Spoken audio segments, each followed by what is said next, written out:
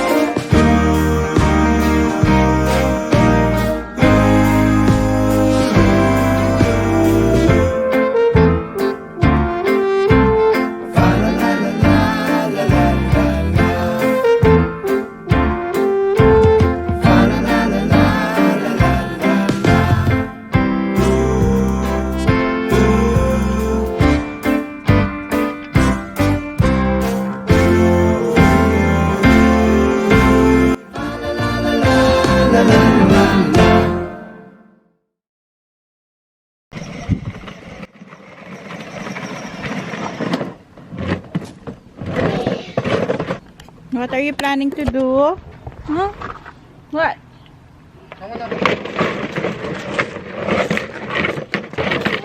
Where are you going? Bye-bye.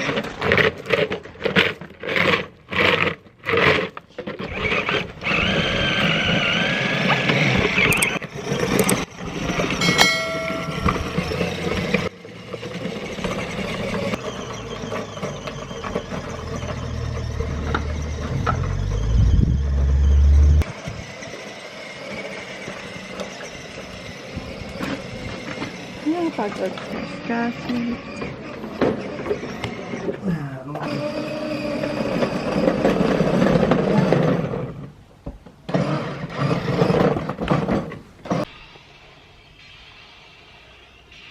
Yummy? Yummy.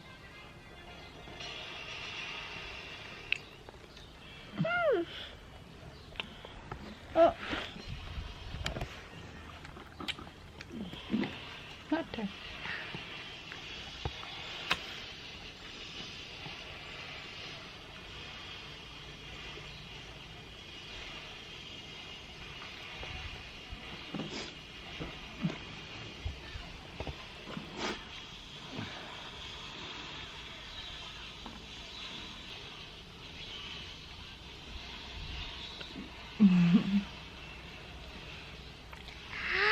It's better. A few moments later. Hi. Today is September 1. Happy Mansari.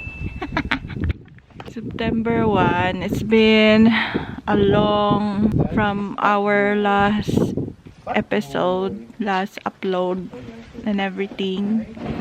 And currently we are in level 3 na lockdown because we've been on level 4 lockdown for like 2 weeks last week. Some things had happened along the way as well, and things had been quite busy at home with the kids, and now we're just enjoying the beautiful sunshiny weather today. Although we are off sick this week because Francesca is still sick. And then si Oji naman, he went to the hospital on the weekend due to a very painful episode. Pero he's doing well naman. So I've decided, since I've got day off last Monday, just to keep it safe for us, we just decided to take a week off from work. Ayun. And then on our first craving ever, because during level 4 lockdown we don't have fast food restaurants open, we don't have restaurants open, in a way. Luto lang ng luto, home cooking, pero you know, so our first order of the day is KFC.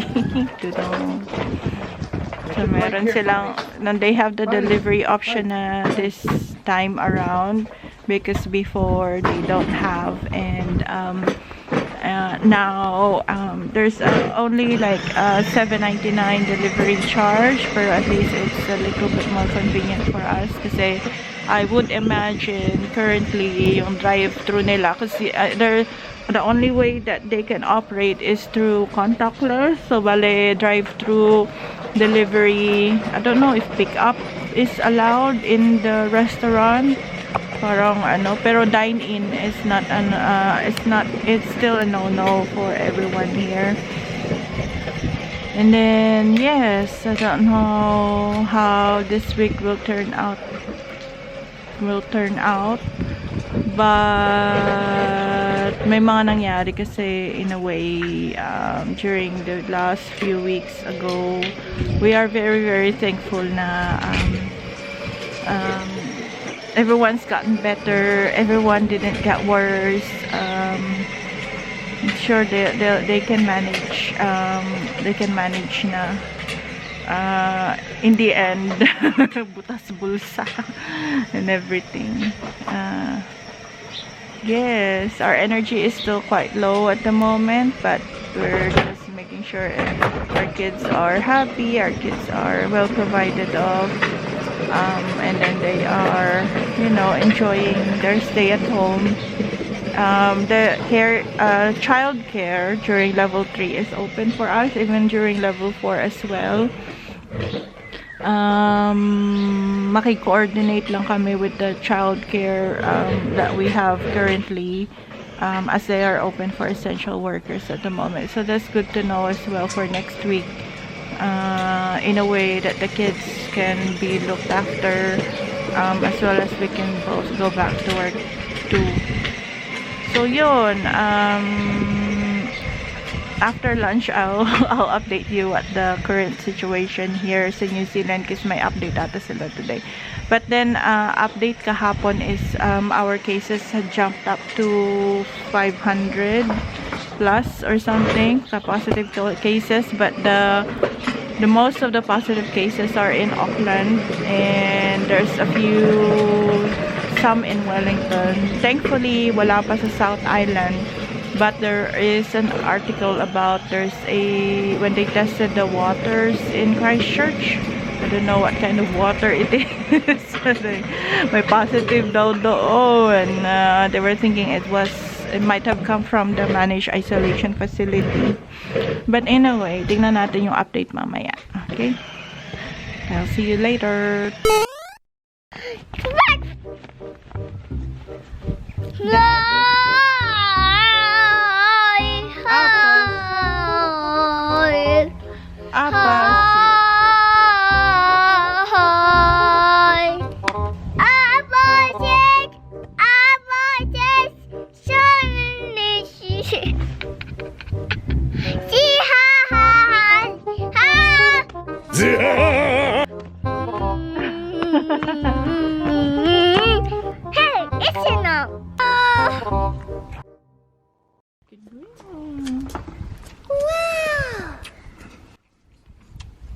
We just had our late lunch, and ayun, It seemed na update. May na magdidi. Wait lang. I'm gonna take a bath first before we lie down and have a nap. So, today there are 75 new cases in the community. 74 is in Auckland, 1 is in Wellington. Tapos, ang mga naka-admit ngayon are 32 cases in hospital. 3 sa ICU. And 3 ay nasa ventilator at the moment. So, anyway, everywhere, level 3 kami, except Auckland. Tapos, naka-strict level 4 lockdown ang Auckland for another 2 weeks with Northland aiming to move down to level 3 at midnight on Thursday. May flooding din nangyari ngayon sa Auckland due to malakas yung ulan doon. So that overrides the lockdown rules kasi people needed to evacuate, people needed to be accommodated, but they still need to adhere to the social distancing, mga ganun. So ang total cases ng New Zealand is umabot na ng 600 687 cases today, and it is still September, first day of spring. Anyway, ayun, OG is improving more with his pain. Si Francesca naman, she hasn't had any fever early this morning. So hopefully wala nang further fever. Kasi kung magfe-fever pa siya talaga, I'll ring the GP. Mas kasi stricter kasi yung GP appointment on level 4 lockdown. So I would like to get her checked if maglalagnat pa siya in the next few days or so. And then si Faris naman, he's fine, still being makulit, and then the thing is, ang kanyang kinababaliwan ngayon or whatever, kasi supposedly we should be doing toilet training on him. I feel na I would wait until he will identify kung kailangan na niyang pumunta ng toilet. Iba din kasi yung sa Pilipinas kasi I remember my father will dig a hole at the backyard and then I will poo there. But for Faris, it seemed like we need to be more proactive in getting him to go to the toilet. Kung makikita namin siya na usually he goes in a corner to hide and then do his business. But anyway, ayun. So what he usually do when he's done with his business, he's going to put his finger in his back side and then play around with it. And then he will like tick. Oh no. So ayun, there will be poo in his hands, poo on his face, poo on the toy, poo on the carpet. Ay na lang. But anyway, ayun, it's still a work in progress. We were just a little bit overwhelmed with so many things that have happened. With work naman, we work from home. We work from home during the level 4 lockdown as a community nurse. Tapos may ibang plano yung manager namin, i-orient ako sa rehab ward. Tas ang corny lang kasi, my own opinion, they should have utilized the resource nurses. Kasi iba yung role namin Not that we don't like to work in rehab, but we can always give them a hand if lacking resources talaga. But then again, as usual with the agreement, with the job description, if you're dispatched to anywhere, whatever the management will, you know, will do for you, then you don't have any choice but to adhere to their rules and regulation. Didi na. Okay, take a bath muna si Faris, and then they're gonna take a nap. Oh, Didi. I know. Okay, let's go. So yun, this is how our day is. Usually in the afternoon, we'll have the kids na nap after their bath, and then we're gonna clean up a bit, catch up on the folding of the clothes and the laundry, and keep the kids entertained. Say hi. I know you want Didi, but you're a big boy already, diba? You know, I was thankful na si Francesca nakadede siya sa bote, and then she finished half of her bottle, which is a big accomplishment because usually 10 ml lang na the drink niya, 20 ml. So yes, later, see you.